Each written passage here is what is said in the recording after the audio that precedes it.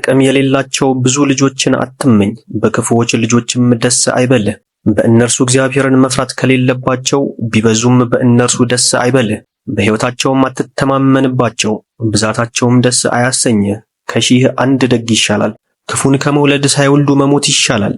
በአንድ አዋቂ ሀገር ትጸናለች፣ በኃጢአተኞች ብዛት ግን ትጠፋለች። ዓይኔ እንዲህ ያለ ብዙ ነገርን አየች፣ ጆሮዬም ከዚህ የሚበልጥ ሰማች። በኃጢአተኞች ወገኖች እሳት ትነዳለች፣ በወንጀለኞች ሕዝብ ላይም ጥፋት ትነዳለች። በኃይላቸው የታመኑ የቀደሙ አርበኞችም ራሳቸውን አላዳኑም። ሎጥ ለኖረባቸው ለራሳቸውንም ላኮሩ ሎጥንም ለተጸየፉት ሀገሮች አልራራላቸውም። ኃጢአተኞች ሕዝቦችን ይቅር አላላቸውም፣ በኃጢአታቸው ጠፉ እንጂ።